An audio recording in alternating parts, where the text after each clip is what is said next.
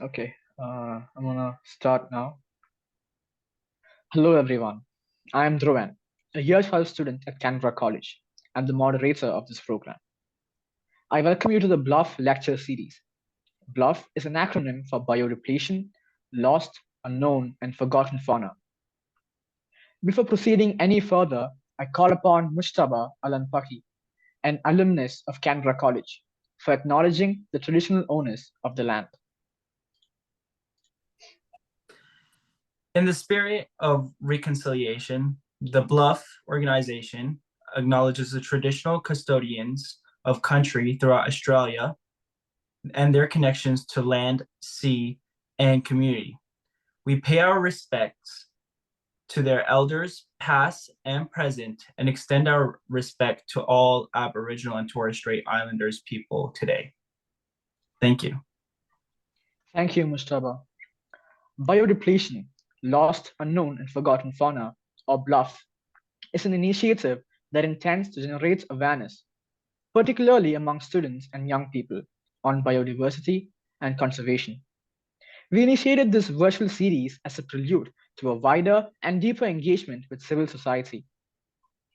Often, we confront this question: why the preoccupation with lost fauna? Why not focus on the present biodiversity? And the answer is learning about extinct fauna helps us to create links through time that relate the animals of the past with those of today and to develop conservation strategies. 99% of all species that have ever lived went extinct over the course of 5 mass extinctions out of natural causes. The Columbia Climate School reports that today the rate of extinction is occurring 1,000 to 10,000 times faster due to human activity. Loss or degradation of habitat on account of deforestation, overexploitation, invasive species, climate change, nitrogen pollution, and plastic pollution are some of the reasons. According to the International Union for Conservation of Nature's Red List of Threatened Species, over 26,500 species are in danger of extinction. Yet, extinction is not very visible. We may not realize how much of the natural world has been lost because the baseline shifts with every generation. Past generations would regard what we see as natural today as terribly damaged, and what we see as damaged today, the next generation will view as natural. Hence, awareness is paramount to mobilize people in grassroots communities to create bottom-up policies. This is what we intend to do by bringing scholars and influential speakers to the series and gradually develop a receptive audience around these lectures and conversations. In this inaugural episode, we are privileged to have renowned paleontologist Professor Michael Archer. Professor Archer will be sharing insights on the topic extreme examples from the Australian fossil record. Professor Archer is a well-known scholar, yet a brief introduction may not be out of place. Professor Michael Archer obtained his master's and PhD degrees from Princeton University and the University of Western Australia, respectively. From 1972 to 1978, he served as the curator of mammals at the Queensland Museum, leaving a lasting impression on the understanding of Australia's distinctive biodiversity. Since 1983, he has been actively engaged in exploring the Rivers Leaf fossil site in Queensland, unraveling the mysteries concealed within the ancient landscapes. Currently holding a professorial position at the University of New South Wales, his commitment to scientific discovery extends far beyond the confines of academia. While serving as the director of the Australian Museum, Professor Archer garnered widespread recognition for his pioneering work in cloning Thylacinus cynocephalus, commonly known as the Tasmanian tiger.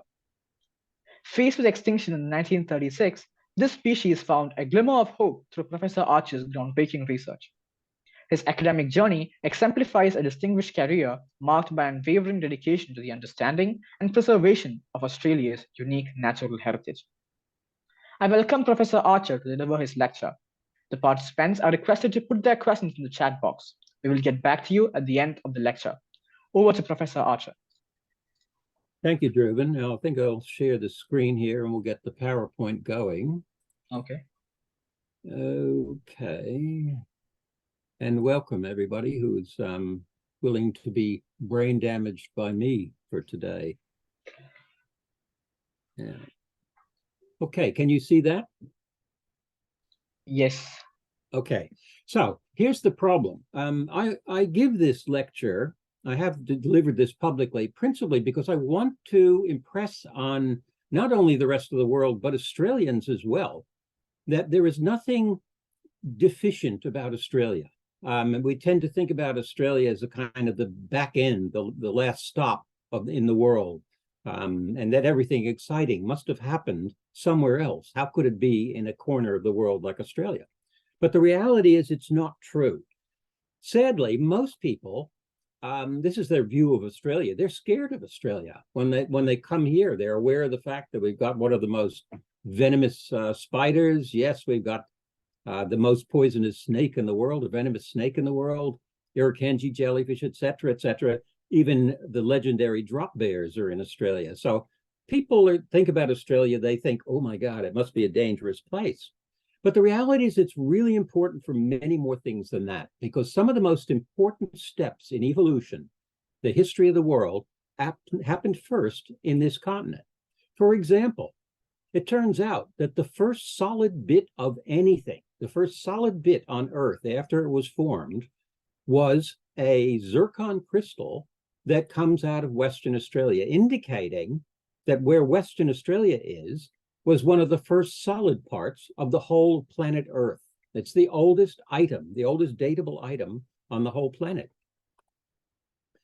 It turns out that the first evidence for life on Earth actually comes from Australia as well. In Western Australia, Martin van Krenendonk, a professor there, is sitting on a bunch of rocks in the Pilbara district of Western Australia. And in those rocks are clear indications of organisms we call stromatolites.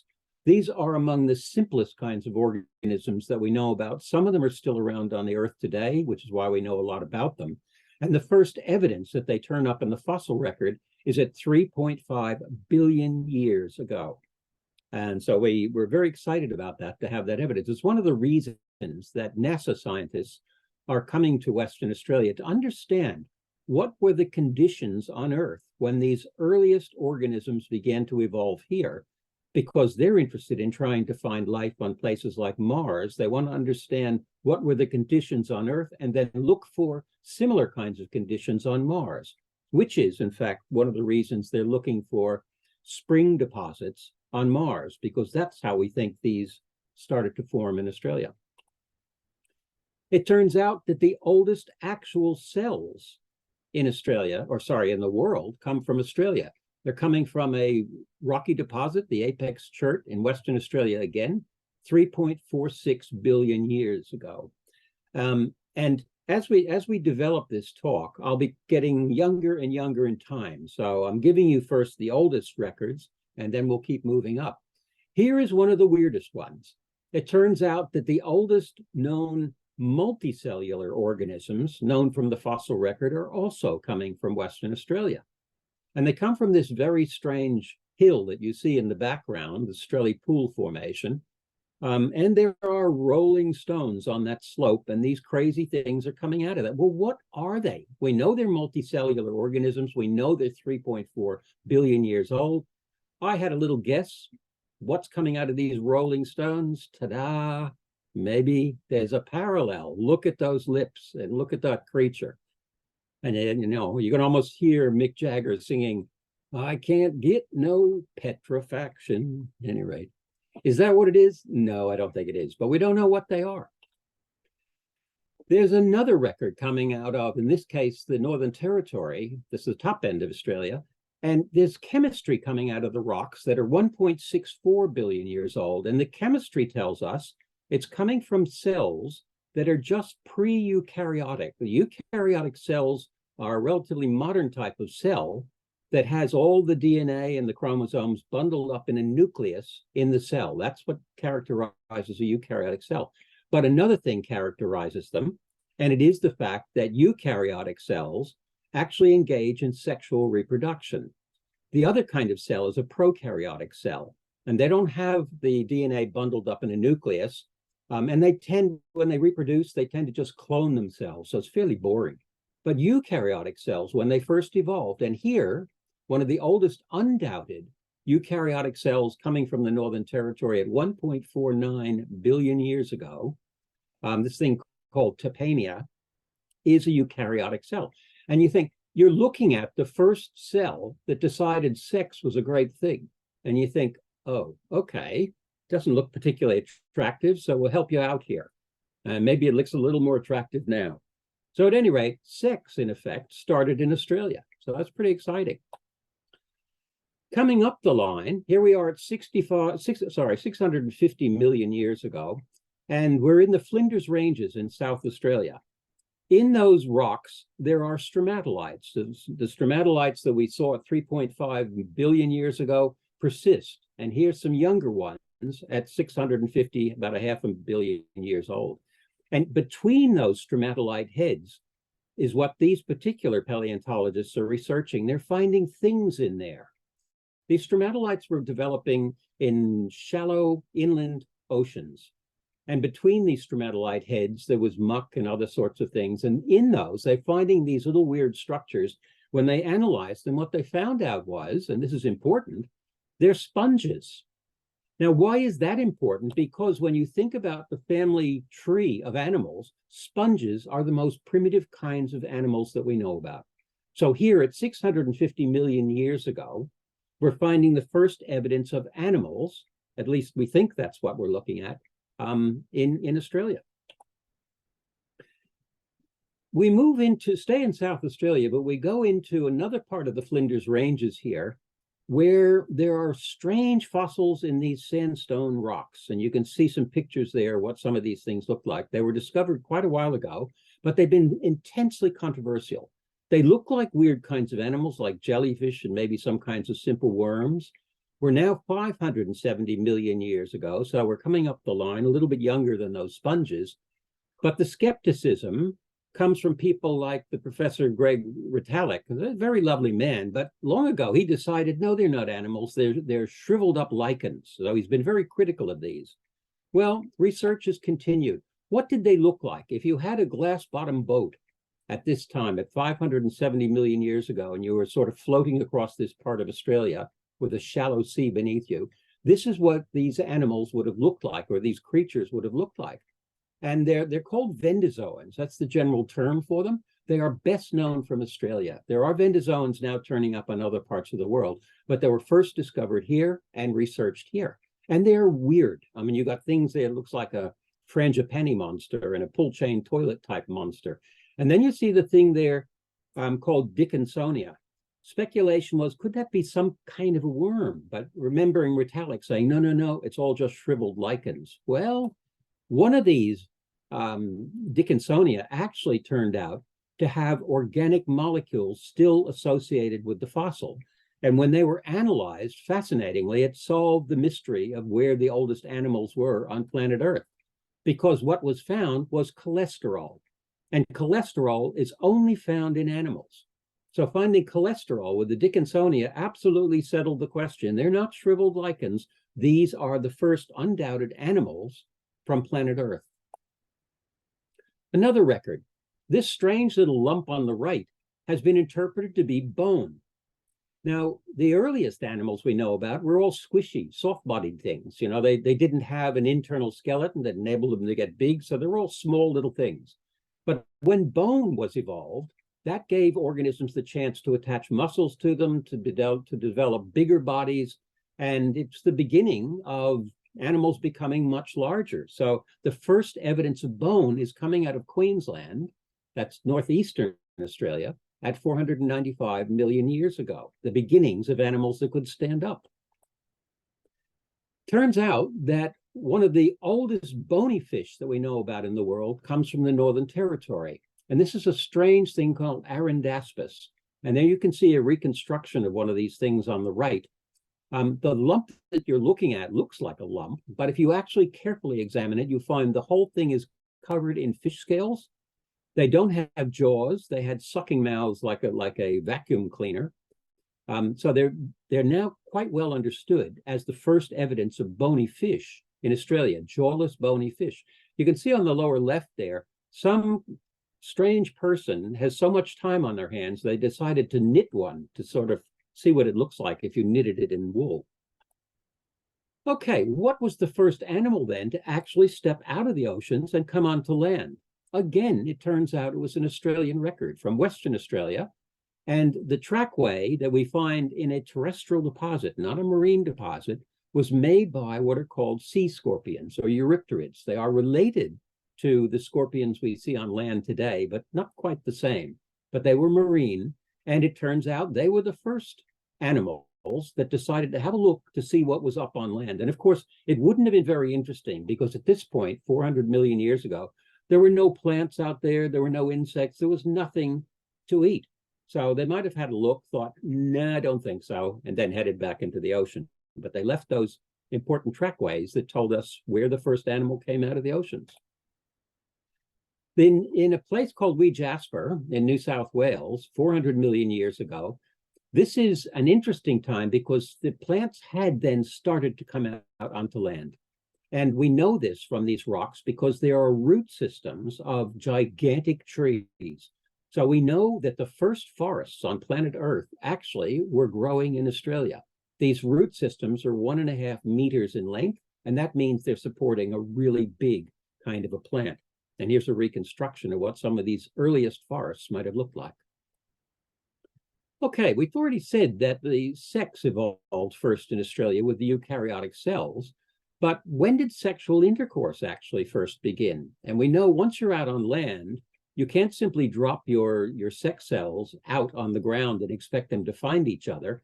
You've got to have what's called intromission. You've got to take the male sex cells and put them into the female body in order to make sure that the two sex cells can get together. Well, where did that and when did that first happen? It turns out it wasn't dinosaurs. It was these crazy fish, these armored fish. Again, we know about them from Australia, and in this case, they also are known from Scotland. And they have very hard, bony shells all around the outside of the body, rigid bodies. And the males had what are called clasper type things. They were hard, bony structures, and through that is how they transmitted their sperm cells. And the only way this worked is they had to go sideways into the female body, and this is the beginning of sexual intercourse. So again, not only sex developing first in Australia, but sexual intercourse as well. What a great place, eh? Here's another weird thing that happened. This is coming from a place called Gogo in Western Australia. We're now in a deposit that's 380 million years old. And John Long, pictured there on the right, and Kate Trinajitstic have found a lump of limestone in this deposit. And when it was dissolved with acetic acid, they found in there a fossil fish. And that thing on the lower left is an indication of what the fossil fish looked like. The backbone is there, the skull is there, and so on. But inside it, they found what they thought at first was a meal, the remains of its last dinner. But when they more closely examined it, they found no, it wasn't. In fact, it was connected to the inside of the body of this bigger fish by an umbilical cord. This clearly was the result of internal fertilization, and the young was developing inside and was going to be live born, not in an egg. So the young was developing inside the body of the adult. And it's in the Guinness Book of Records that it's the earliest known live birth at 380 million years ago. Also from Gogo, there's John sitting next to some of these limestone nodules on the right there. And when they get dissolved, all sorts of magic things come out of these things. And one of them was this wonderful fish called Gogonasus. And when they analyze it, it's not just the skulls and all the other details of the head, but they're also getting whole skeletons. And in the fleshy limb structures that were the pectoral limbs, so the pectoral fins of these animals, they've discovered that all of the primary bones for a tetrapod animal, like us, like horses, like frogs, a humerus, an upper arm bone, a radius and ulna, all of those primary bones are inside those fleshy lobes. So here we see the first indication of the development of limbs. Even though these were still fish, they were probably walking with these things in shallow water, maybe occasionally scooting out to get away from predators in the water. Here's another weird thing that came out of Australia. We take for granted about our necks, but you never stop to wonder, why have we got necks? If you're a fish in water, generally, you don't have to have a neck. If you want to know whether something's behind you and you got to worry about it or something that's edible, you give a flick of your tail and you do a 180, you turn around very easily. But when you're on land, you can't do that. You can't keep spinning around to try to see what's behind you. So the alternative strategy is to develop a neck where you turn your head on the body. So you can leave the body where it is and turn your head around to have a look at what it is that you're interested in. Well, here's the first evidence of neck vertebra that would enable the head to turn independently of the body. And it's happening in these very strange shallow fish. So the neck actually started to develop a little earlier than the animals coming out onto land. So it was kind of a pre-adaptation in that sense. But, you know, it didn't have to be this way. The neck wasn't the only solution, and the neck leaves us highly vulnerable. I mean, you know, you walk into Africa and you say hello to a lion, and the lion thinks you're edible. Where's it going to grab you? It's not going to grab you by your toe or your fingers. It's going to lunge for your throat, because here all the key bodily functions, your breathing, your circulatory system, your nerve cord, all come into a narrow little channel called the neck. It enables us to turn our head, but it leaves us vulnerable. So what other strategy could we have had? Well, it turns out that in the brain, there is an organ called the pineal organ. And this is, in effect, a third eye. In fact, there's a fossil lizard known where that pineal organ went right up to the top of the head and had another eyeball up there. So not restricting just to eyeballs on the side or the front, but up the front. Now, this could have happened to us. If evolution had gone down this path, you wouldn't have to have a neck. You'd be able to stare behind you with your pineal eye and not have to worry about it. And think how much easier births would be, rather than screaming and grunting in a hospital trying to get the kid out of that tiny space in a female body. You'd have had sort of bullet-shaped bodies like this, because you wouldn't need a neck, and the babies could have just shot out of the female body. It would have been so easy that the nurses would have stood on the other side of the room to catch the baby as it was shot out of the mother. If evolution had gone down this channel of developing a pineal eye instead of a neck. Crocodiles. We know crocodiles are all around the world. Some of them are pretty ferocious, man-eating type crocodiles. The first evidence of modern type crocodiles actually comes from Queensland and Lightning Ridge in New South Wales. It's 100 million years old, and it's this guy called Isis fordia. So, you know, whatever you may think about crocodiles, and a lot of people are not real pleased that we have these sort of human-consuming animals around the world, Australia was the first place these developed. You can't talk about a talk like this without starting to consider dinosaurs. Where were the biggest dinosaurs in the world?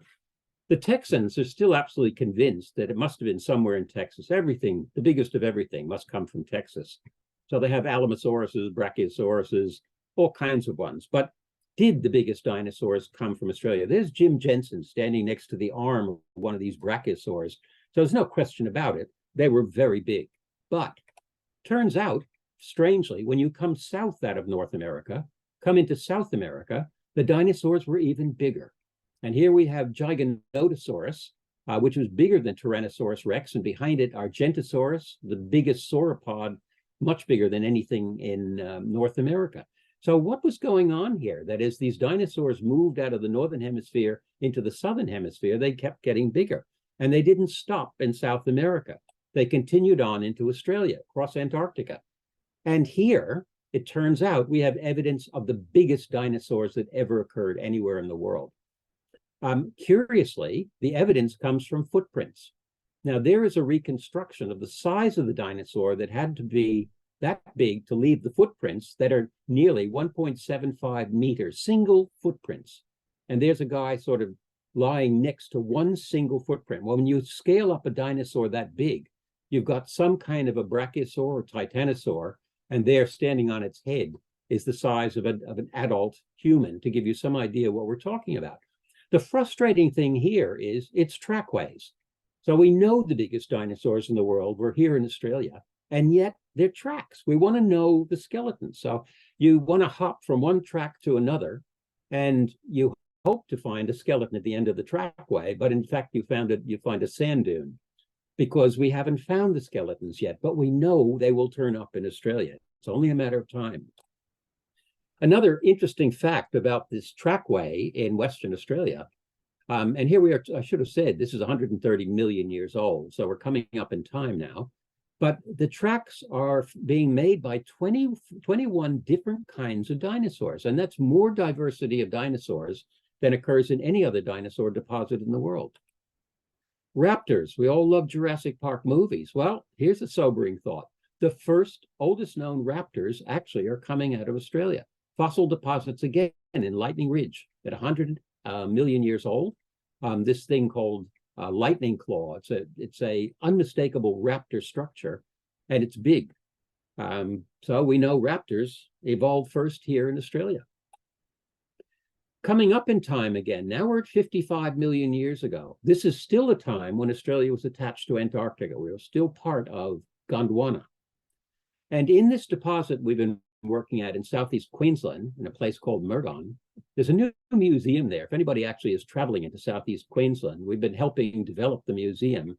Murgon would be a great place to stop and have a look at some of the fascinating stuff that's come out of those deposits.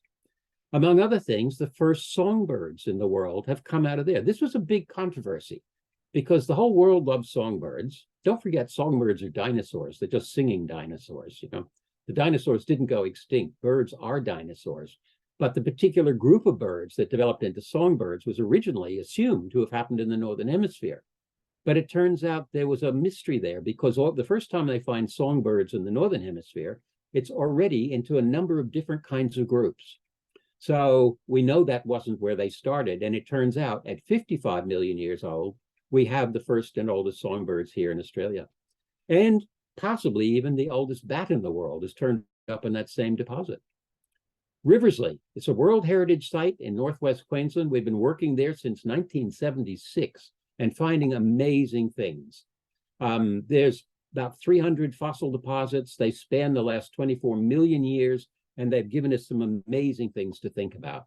All kinds of weird things, like in the lower right there, tusked kangaroos, weird things. We have strange animals like thingodontans in there. They're so weird. They're nothing like them anywhere else in the world that we actually called a thingodonta. We have bizarrodontas, weirdodontas. So this Riversley deposit is giving us a whole lot of interesting, fascinating things. Coming back to crocodiles, here's one of the things coming out of the Riversley deposit.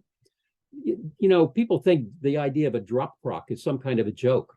It's not a joke. Back in Riversley's days, at about 15 million years ago, the crocodiles were often living in the trees. They were large, maybe 1 meter to 2 meters long, and they were hunting like leopards. They were up, we know from the skeletons, they were climbing in the trees and dropping out on their prey from above. They weren't just stuck in the water. These were running around in the forest and tree climbing crocodiles. Another weird thing coming out of Riversley, you tend to think about kangaroos as nice, gentle animals. There was a TV series in Australia called Skippy, and every kid who grew up and think about Skippy as your best friend, like a little puppy. Well, we had kangaroos in Riversley that were clearly flesh-eating kangaroos. This is the ripperoo of Riversley, the Cultidita. There's no question about it that all the wear on the teeth are being caused by the fact that it was eating bones and teeth. Very strange indeed. You know, an AI-generated image came out when this went online. And this thing went viral all around the world when we were talking about this flesh-eating kangaroo. I don't think it looked quite as bad as that one. Here's another one, drop bears. I mean, people who hear stories about Australia are afraid that if you come here, these weird deformed kind of koala-like animals drop on you out of trees and gobble you up. Well, it turns out that maybe it's not so much of a legend. When we started to find these skeletons, the thing called Nimbodon in Riversley, and again, this is about 15 million years old, we thought that these were like marsupial sheep. You know, they were running in herds down in the forest floor. And so we had reconstructions done of some of these animals to give us that idea. But then Karen Black did her PhD on these skeletons and discovered that we were completely wrong. The only way that made sense for these skeletons was that they had to have been hanging upside down. These were like marsupial sloths they weren't on the ground, they were up in the canopies of the forest. The herds were moving over your head, not on the ground. And we know this because occasionally they were dropping out of the trees and down into a deposit, a cave deposit, where we found these skeletons. So they were dropping out of the trees, and hence, we probably did have drop bears in Australia. The biggest python in the world, 33 feet here. We're talking like 10 meters. This is Dubuddi dingala, comes out of Riversley again, and it's a magnificent animal. You can see in the lower left there, that's the vertebra of the largest snake living today. That's an Indian reticulated python. And above it is the vertebra that we're finding in Riversley. It gives you some idea how much bigger this animal is than anything we have living today. The Scrat, you know, from the lovely Ice Age movies. Everybody loves this character. It sounds like science fiction, but ta-da, we found in Riversley, it looks like a fossil Scrat. Okay, I have added the eyeball and I have added the nose, but it's very much like a Scrat. And in fact, we thought about calling this Thylacostratus, but it turns out it's a saber-toothed bandicoot. So science fiction isn't always staying science fiction, it's becoming science faction. The oldest sperm cells in the world, this is kind of weird, coming out of Riversley again. In a 17 million year old fossil deposit, we found these lump of things. You can see them on the upper right. They're called ostracods. They're invertebrate fossils. We saw there was something inside them. We took it to the synchrotron in Grenoble, in France, and analyzed them very carefully. And it turned out inside were soft tissues, 17 million year old soft tissues. Not only were the tissues, the muscles and things there, but there were cells in those tissues. And even more amazingly, when we cranked up the magnification, we found nuclei. The organelles inside the cells were fossilized as well. Nobody has any idea how this has happened. And we have two research groups at the moment trying to figure out how could this possibly have happened? What strange situation enables soft tissue and cells and organelles within the cells to be fossilized like this? Pretty amazing. The biggest birds in the world are also from Australia. These are dromornithid birds. The biggest one is in Alcuda, in the Northern Territory, and we're talking 8 million years old here. We're talking 3 to 4 meters high and 650 kilograms in weight. Mercifully, these birds could not fly. You can imagine the size of a poop that they would have dropped on you from overhead. But they were big. Here, by comparison, is the biggest bird living in Australia today, the cassowary. And there you can see it's a lot smaller than these giant guys. And there's another one. We've described this recently from New Zealand, that we called it squawkzilla here. It is the biggest parrot that has ever been found in the world. It's in New Zealand. It was about 1 meter high. But this weird dromornithid, this thing on the right, when you analyze the skull, which you can see a picture of there, it shows similarities to, of all things, ducks. So we thought maybe this is some kind of deranged, evolved, weird group of ducks. But it turns out when you analyze the skull more deeply, in more careful detail, the beak and a range of other parts of it indicate it may have been at least partly omnivorous, if not carnivorous. And so that started us up with this very strange nickname we gave to these birds, and we called them the demon ducks of doom. So Australia's had the biggest birds in the world. What's the cleverest animal in the world? And you tend to think lions come straight up there, the most cleverest, smartest, most specialized carnivore. But it turns out it's not the case. In Australia, we had marsupial lions until only about 35,000 years ago. And they were spectacular. They're now recognized as the most specialized carnivorous mammal that evolved anywhere in the world. And they had all kinds of weird features. If you look at some of the lower jaw there in the upper right, look at the bolt-cutting tooth that's there. It's nearly scrapped the rest of its dentition for this gigantic shearing set of teeth, upper and lowers. And it has lower incisors that were used to stab, like rapiers.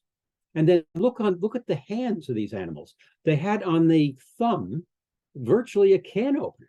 And when the first people came into Australia, this is one of the animals they would have encountered, and it would have sat there as big as them when it sat back on its haunches, you know, saying, "Welcome to Australia."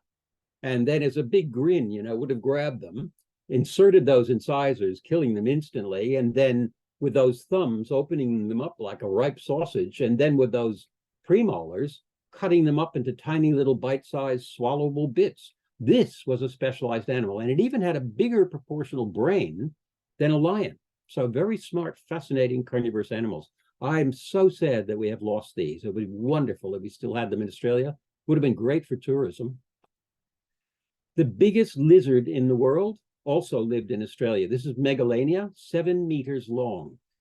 And it was not only the biggest lizard, but because we know all of the goannas, the group to which this belongs, are all venomous, we now know it's also the largest venomous animal that ever lived anywhere in the world. Interestingly, Komodo dragons are the biggest lizard today from Komodo Island in Indonesia, but Komodo fossils are being found in Australia from Rockhampton in Queensland at about 500,000 years ago. So we know the Komodo actually first evolved in Australia, then went extinct here, but not before it moved up into Indonesia. Diprotodon, the biggest marsupial that lived anywhere in the world, 3 meters at the shoulder here, and over a ton in weight. Very big, and a very big controversy about all these megafaunal animals that are in the Pleistocene of Australia. Why are they gone? Did climate change knock them out, which is what I personally think, or did humans kill them out? It's still a raging controversy. Coming around the last corners here, I can't resist mentioning this. If you go onto Wiki and ask the question, what are the world's tallest trees? And it immediately tells you it's the coastal redwoods of North America, the United States. And it's absolutely positive. And they are big. I mean, you're talking about 115 meters high. That's a very impressive tree. But is it the tallest trees in the world? No, it's not the case. What Wiki says is Australia has the kind of booby prize here. Our biggest trees in Australia, they say, are the biggest flowering trees because the coastal redwoods are not flowering trees, they're conifers. But is it really the case that the tallest trees are those coastal redwoods? And the answer is no. It turns out that the mountain ash trees in Victoria and Tasmania are bigger than any of those coastal redwoods, 152 meters high. And we know this because one was measured when it was cut down by a crazy forester who wondered how big the tree was when he was looking at it. And he actually got to measure it. And he was an official forestry measurer. And there were 20 meters also missing from the top. So on top of the 132 meters that he measured, there was another 20, making it 152. So you're talking 37 meters taller than any coastal redwood. So Australia has the tallest trees in the world. How about the longest living and largest plants in the world? North America, again, has always held up the bristlecone pine trees as the longest living creatures on Earth. And they have long lifespans. Some of them have been dated. They're nearly 5,000 years old. But, boom, boom, they are not the oldest plants in the world. In Australia, we have a seagrass, Posidonia. This thing has been estimated by calculating on the parts of the plant that are growing to be approximately 100,000 years old. And single individual plants take up 200 square kilometers, weighing more than 6,000 tons. But that's not the oldest plant. Here's something found in Tasmania, King's Holly. This actually is a woody plant, and it was found by this lovely guy, Charles King. And radiocarbon dating of parts of the individual of one plant have dated at 135,000 years old. A single individual plant is that old and older. The longest living species in the world, it's the Queensland lungfish. There's a guy holding one of these crazy fish. They occur in the Murray and the Burnett rivers in southeast Queensland. Well, we found teeth unmistakably identical to the modern lungfish in Lightning Ridge at 100 million years ago. We've even found teeth of the Australian lungfish in Argentina in fossil deposits that are 63 million years old. But this is now technically the longest lived species of any kind on planet Earth, and it's still living here in Australia. Okay, only two more here to cover. One of the mysteries of Riversley that blows everybody's mind. Wombats poop square poops. How? And the research that was done on this actually won one of those very prized Ig Nobel prizes. It's supposed to be kind of the antithesis for the Nobel Prizes.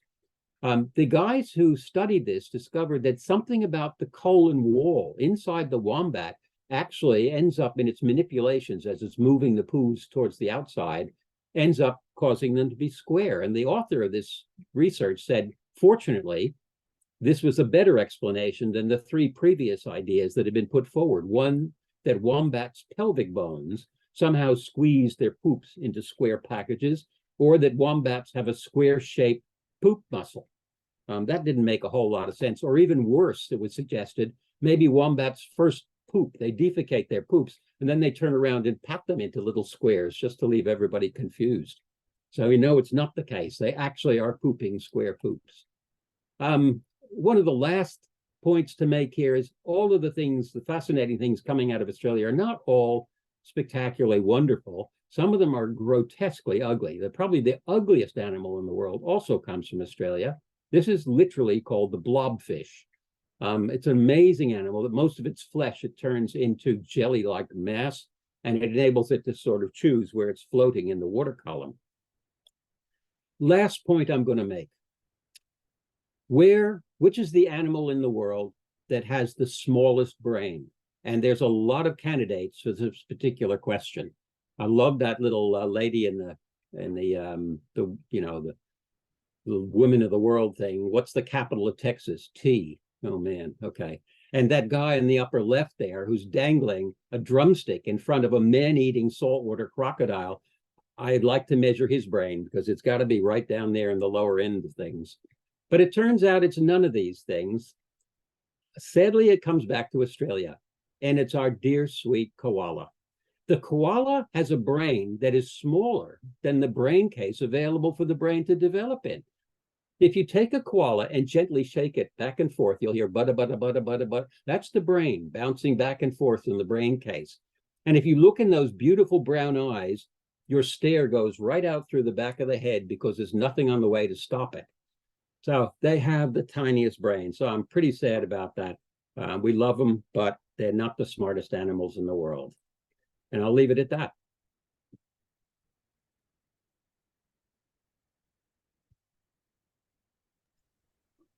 Thank you, Professor Archer, for generously sharing your immense knowledge with us. We are truly fortunate to have had this opportunity to learn. Your lecture has undoubtedly left a lasting impact on the audience. Now I think it's time to move on to the question and answer session. So the first question was by Charles, who can unmute himself if he wants to speak to Professor Michael Archer. Why is this ask him. Yes, I see the question in the chat here. Yep. The answer to that is that's a very good question, I must say. Charles, the answer is that Australia is the same age as a continent as all the other continents. So it's not that Australia is an older place. But what's different about Australia, it's often been described, pardon my expression, as flat as piss on a plate. Most other continents have mountain ranges all through them. And so you've had a lot of younger sediments covering the older sediments. In Australia, most of the younger sediments have been stripped off by erosion. So more of the older rocks are exposed in Australia. And that's why more of these older records are turning up in Australia, because they haven't been able to be found in many of the other continents. So it's kind of, we're getting all these records in a sense by accident, but we're quite pleased that Australia is able still to reveal these important points in time. There's another question there. Was Australia a similar climate in prehistoric ages? No. What we're finding is the Australian climate, like all continents on Earth, have been going through cycles of climate change over time. We're particularly interested, because of our interest in the Riversley fossil record, in charting climate change there over the last 25 million years.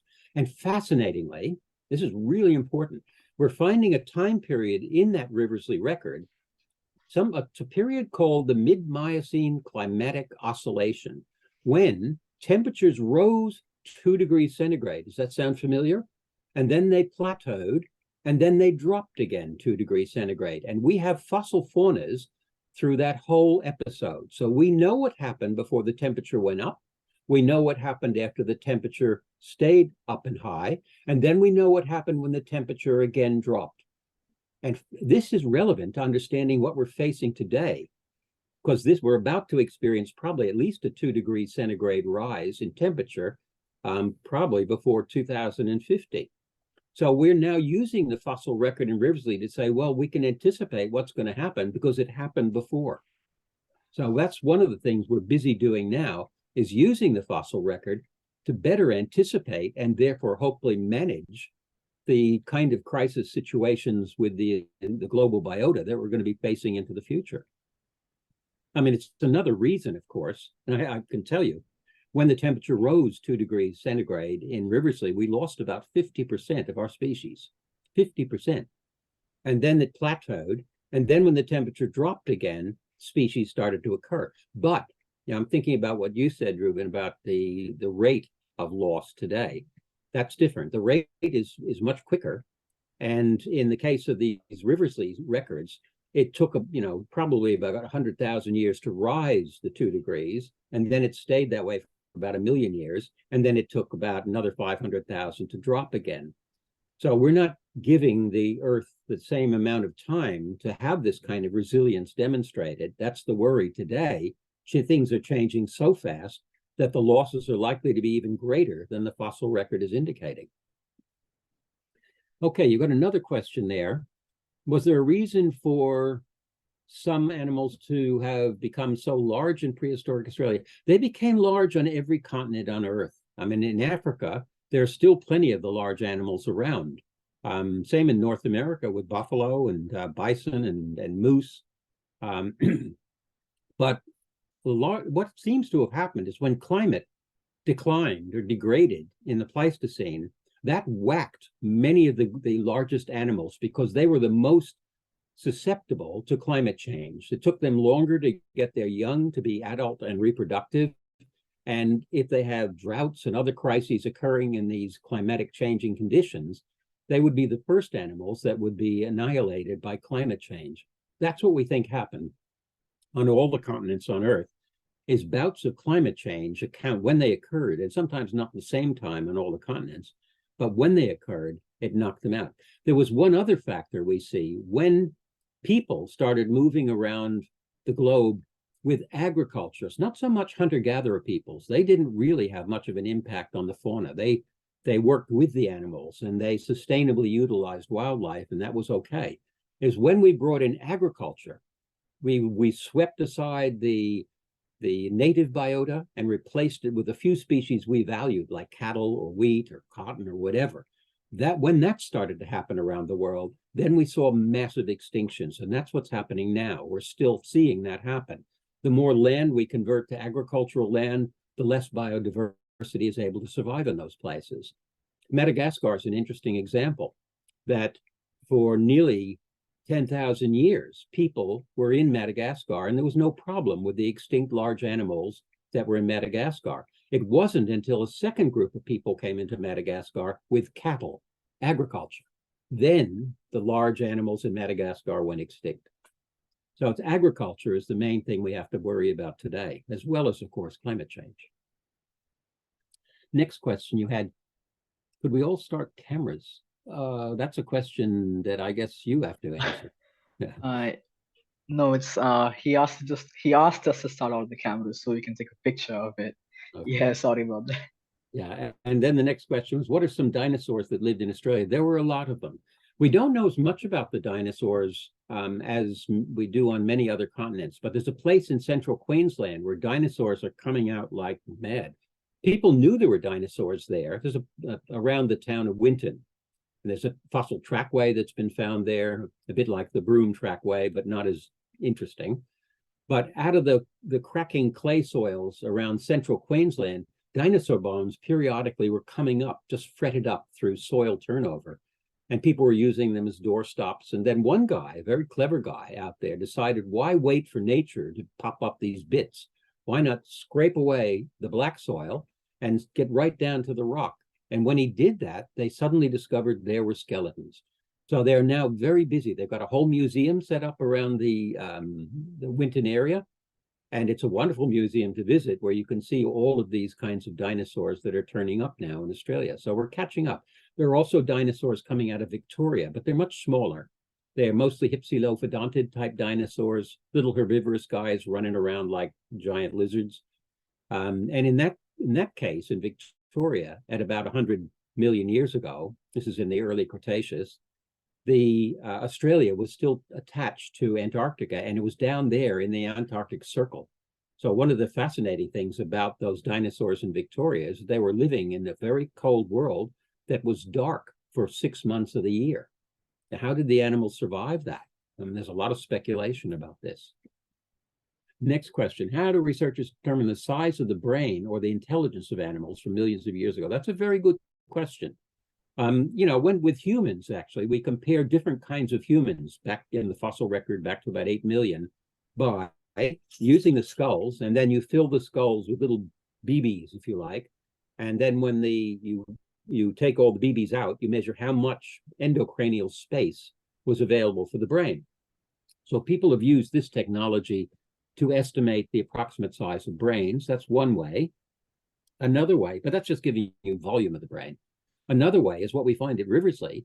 We talk about mud brains in one of the deposits that produce those nimbidons, the drop bears. Sometimes the skulls we find have been, as we crack the rock open, exposed, the bone comes off, and you see a limestone infilling of the brain. It looks just like a brain. So we have people studying these mud brains, as it were.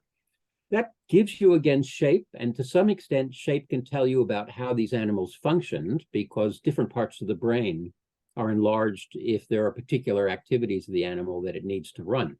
The medulla oblongata, the back of our brain, is the part of the brain that's responsible for body movements. The cerebrum is responsible for thinking, if you like.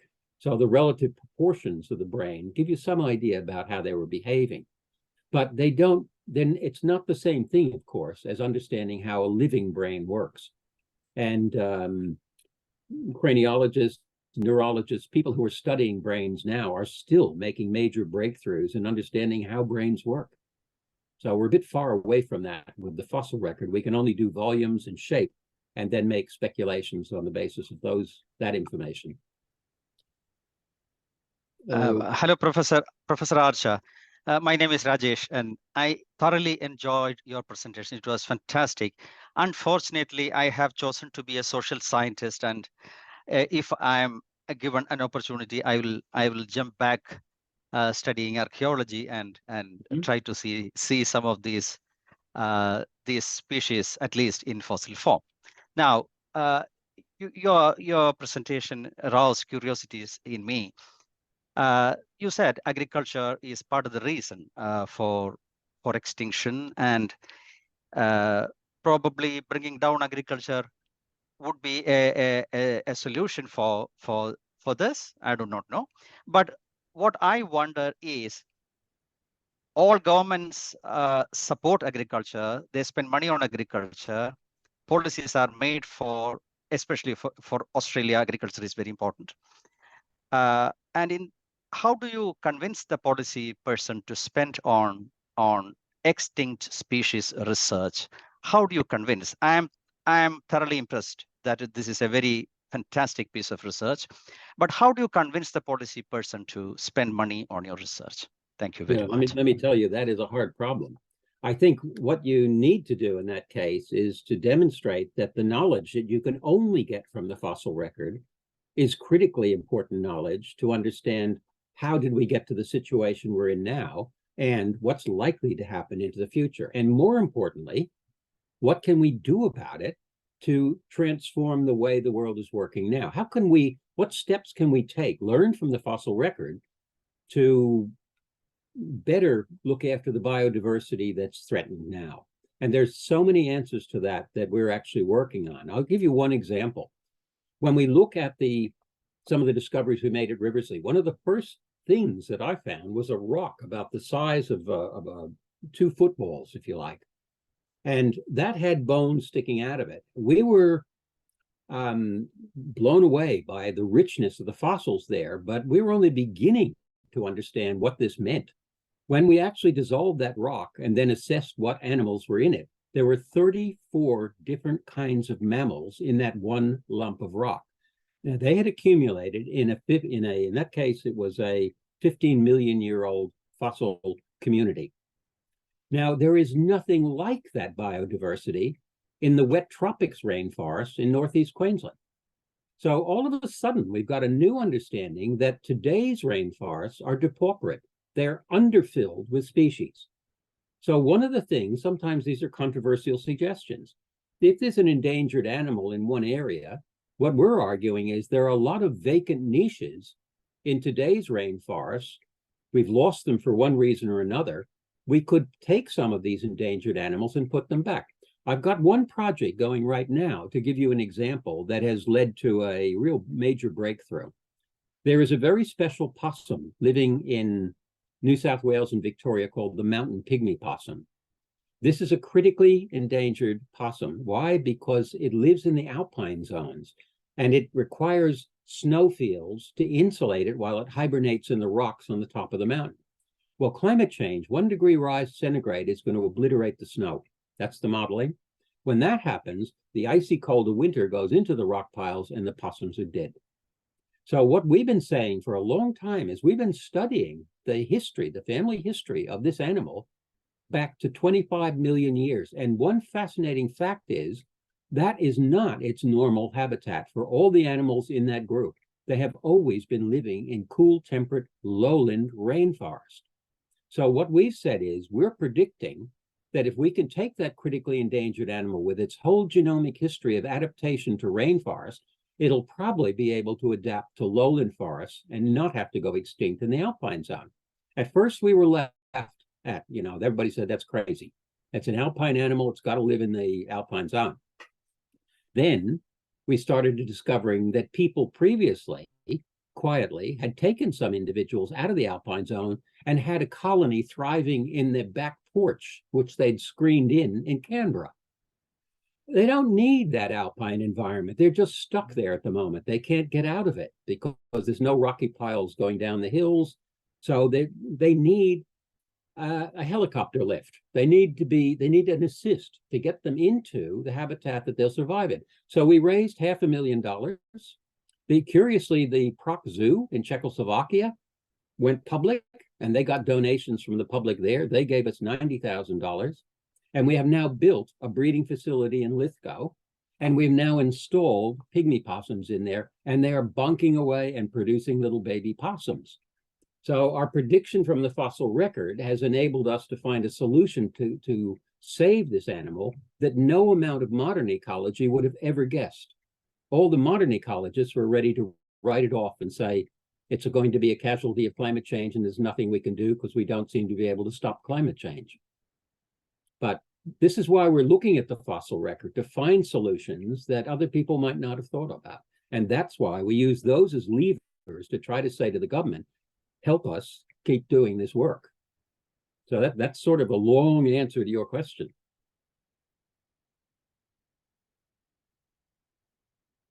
But it's a very good question.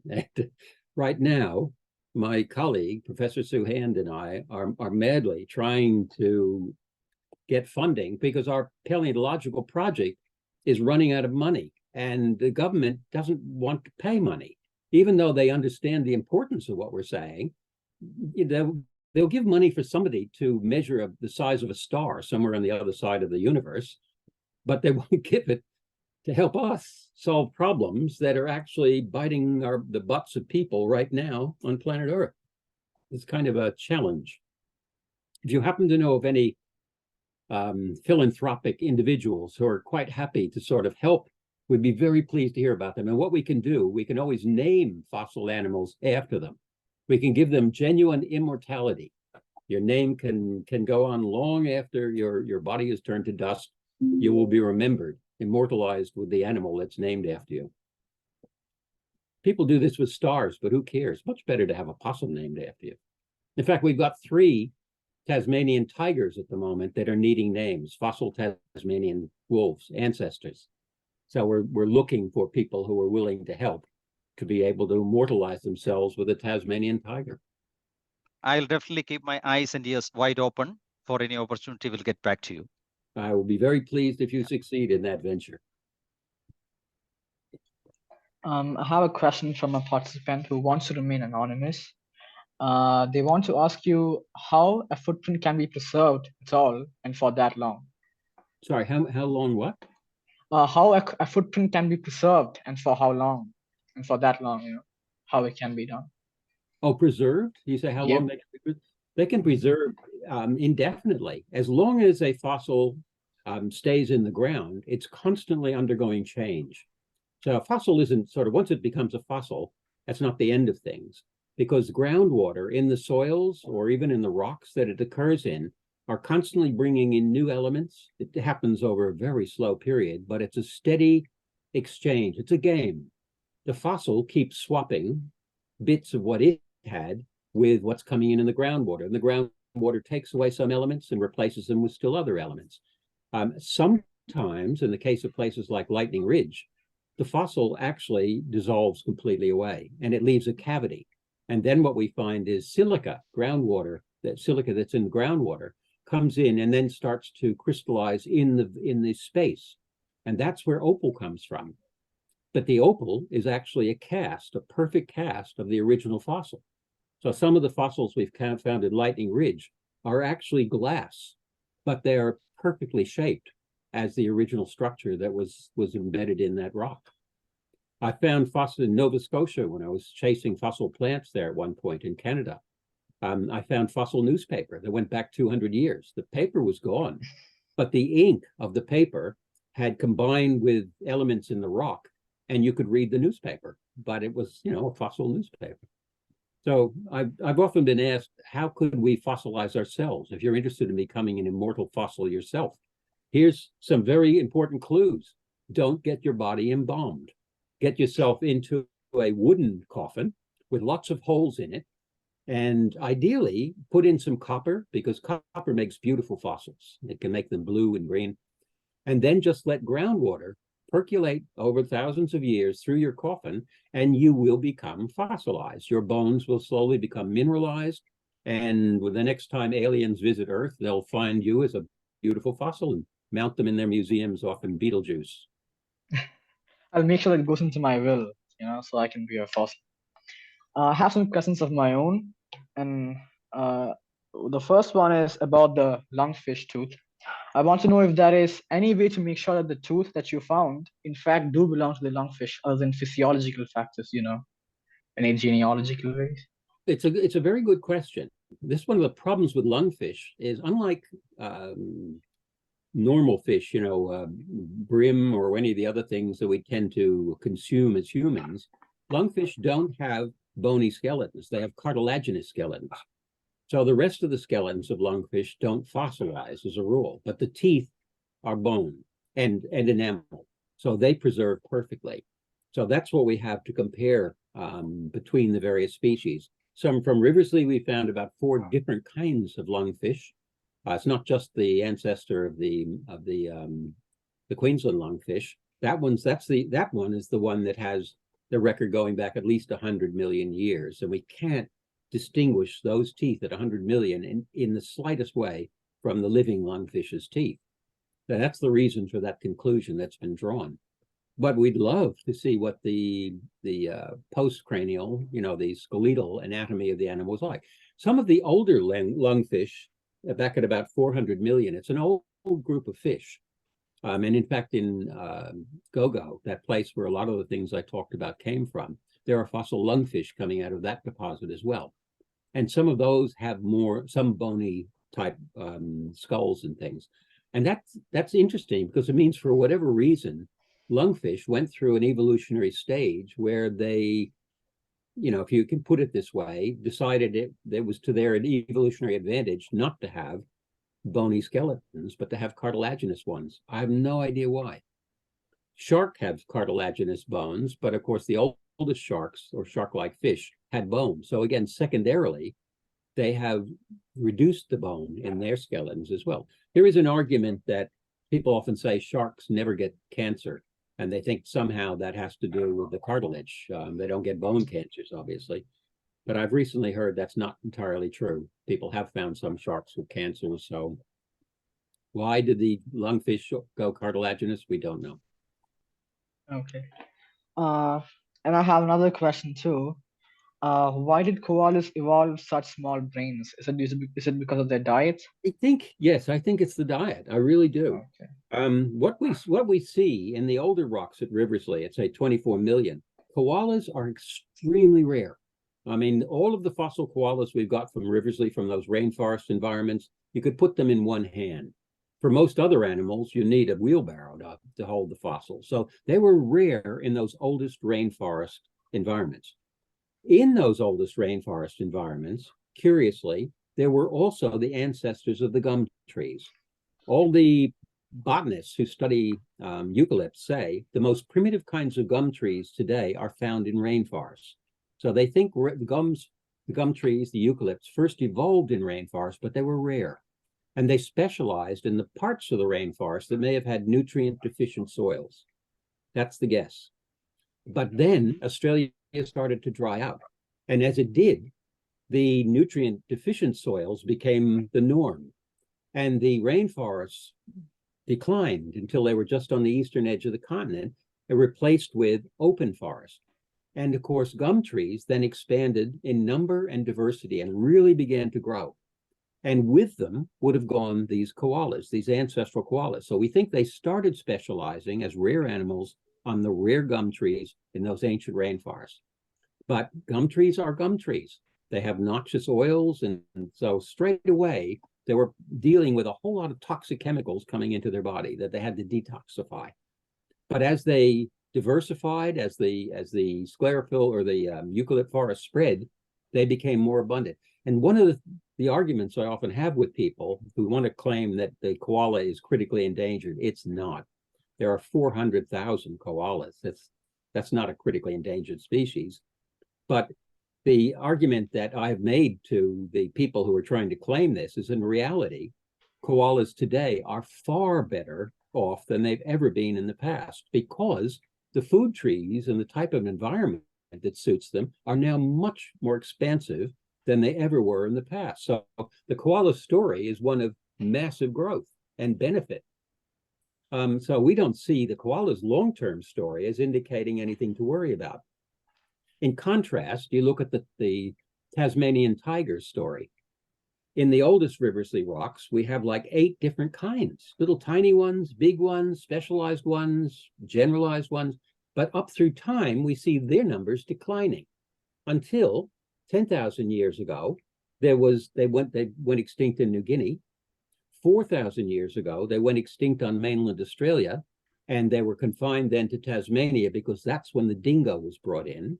Dingo and thylacine competed, and the dingo didn't get to Tasmania, so it only survived there. So it's a long-term decline story.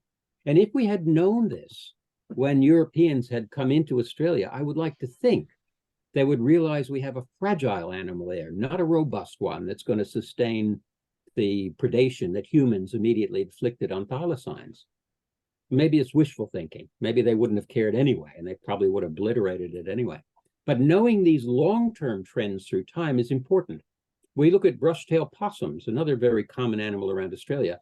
Their diversity has stayed just about the same for 25 million years. So we see them quite comfortable with the situation today.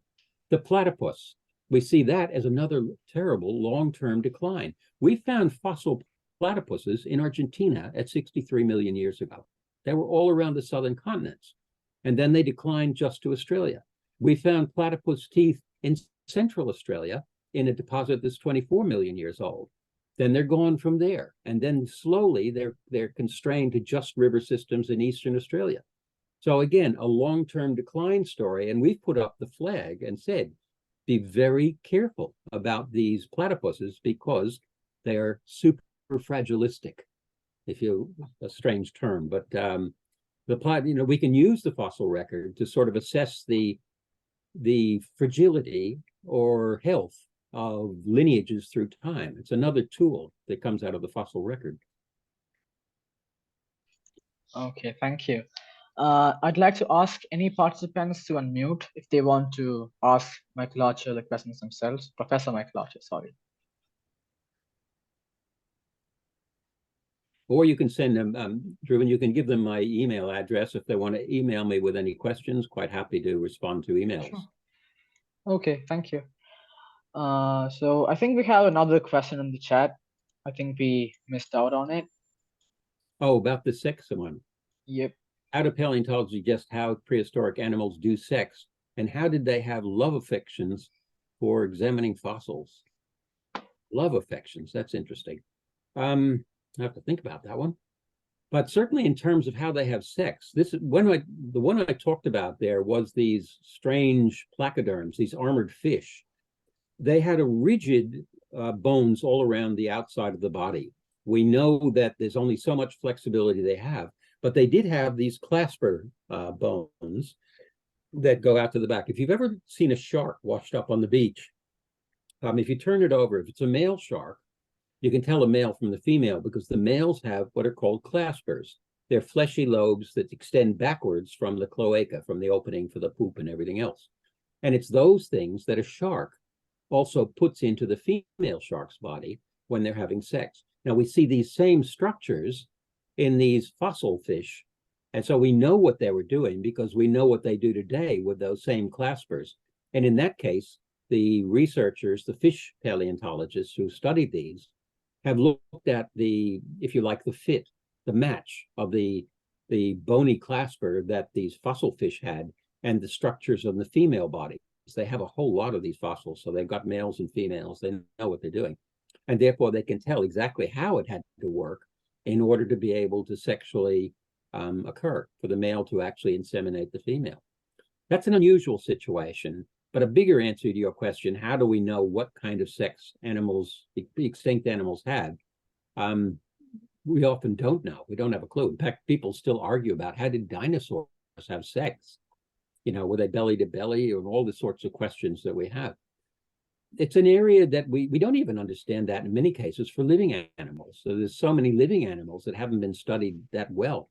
I had a pet quoll. It's a marsupial that I got in Western Australia. I love this animal. I was given to him when he was a little kitten, and he grew up. I had him for 5 years. What was fascinating to me was, and he would sometimes sleep in the middle part of the night, but in the early morning he would want to play. So he used to sleep in a sock drawer in the bedroom, and he'd come out the back of the sock drawer, come up on the bed, and then he'd want to play with me. So we'd wrestle, my hands, and we'd tussle. And they're beautiful animals. They have spots all over them. They call them native cats, but they're a marsupial. At any rate, this was a normal routine. And if I was too tired, he would actually pull the covers back until he found my hand and then flip it up and down, and we would have play. But then when I would get up, maybe an hour and a half later, I would reciprocate. By that time, he would go back up into his sock drawer, and I'd pull open the sock drawer, and then I would torment him, and we would wrestle in his drawer. But when he was 12 months old, and I pulled open the drawer, I got the shock of my life. He was lying on his back. He'd obviously had a very nice dream about girl quolls, and his gear, if you like, was in full display. And it wasn't just that he had a penis, which was fairly impressive, but there was a second erectile organ. Nobody had ever discovered this before, that these strange marsupials had 2 erectile organs. Why? We still don't know. Nobody's ever actually yet been able to observe a mating to see what happens to these 2 different erectile organs. We can guess what happens, but we don't know, and why. But there are so many mysteries about animal sex that have only just begun to be explored. And this one, which I discovered, I wasn't believed when I reported what when I submitted the scientific paper for publication. It was rejected straight away by 2 journals who were just outraged that I would even talk about this. Finally, I found a journal that would publish it, and everybody said, "What?" And that was the beginning of a whole research group that started looking at sexual activity in this particular group of marsupials. How many other mysteries are there that we haven't even discovered yet? Okay. I have another question, but it's unrelated to the topic. Do you have any updates on the Lazarus project? Yes, as some of your listeners might know, in 2000, I started a project to try to see how far we could get bringing the Tasmanian tiger back to life. And when I became director of the Australian Museum, a specimen I'd had my eye on for years was a pickled pup. It had been collected in 1866 by a guy called George Masters. He killed the adult to turn it into a museum specimen, and for whatever reason, he pickled the pup, probably in brandy or something. But that alcohol is a DNA preservative, and I was aware of that when I saw it in 1990. And I went to geneticist friends at that point and said, why couldn't we go into that pup and get DNA out of it and think about possibly trying to bring the thylacine back? They laughed at me and said it was impossible. But that was 1990. Dolly the sheep didn't happen until 1996. So all the things that would have been required hadn't happened yet. So they thought it was ridiculous, but I could visualize it shouldn't be ridiculous. We should be able to do something like this. At any rate, we actually started doing it when I became director. I put a team together and we actually found we could get nuclear DNA, mitochondrial DNA out of that animal. Everything I was told we wouldn't be able to do, we did. But then I moved over to UNSW, University of New South Wales, to become Dean of Science. And the guy who followed me in the Australian Museum shut the project down. All of us were pretty appalled that he'd done this. And then I started at that point, because I wasn't ready to give up on the idea of de-extincting an extinct animal. I started to think, well, I'm going to pick another animal and start another project. So I started the gastric brooding frog, and that was the Lazarus Project. And as you probably know, there's a TED talk out there where I've described what's happened, what we've done. And we did get to the point where we found a frog that had been extinct for 40 years. We had frozen tissues from the bottom of a guy's freezer. We were able to get nuclei out of the cells of the frozen tissue, put them into the egg cell of a completely different modern frog, and we got embryos. And the embryos, when we DNA tested them, showed that the DNA of the extinct frog was back alive and it was replicating and building cells and an embryo. But the embryo stopped. It didn't go on to develop into a tadpole, but we didn't know why. Possibly the DNA was defective. Well, we did a parallel experiment where we took 2 living frogs and we took the nucleus out of a body cell of one of those living frogs and we put it into the egg of a completely different kind of a frog, and it produced an embryo. But the embryo also didn't go on to develop beyond the blastula, the ball cells. So we realized at that point, the problem was not about the extinct frog's DNA. The quality of it was probably fine. It was something we were doing in our experiments that was inhibiting development because we couldn't get it to work with 2 living frogs. So we now have a PhD student working in the University of Newcastle whose job it is to basically get over that problem. If we figure out what is the roadblock that's stopping us doing this with the living species, when we solve that problem, then we'll return to the extinct frogs, the gastric brooding frogs, frozen tissue, and hope we'll bring this frog back. So the project is very much still happening. It's just that we've got to take this little detour on the side to solve this problem before we can get back to the mainstream research. Okay, that's wonderful. Thank you. And I think with that, we come to the end of our first lecture in the BLUFF lecture series. And thank you all for making this event a success. And thank you especially to you, Professor Michael Archer. And I think that's it. All right. Thank you, Drew. Yep. Thank you, Archer. Thank you. I will disappear. Thank you. Bye.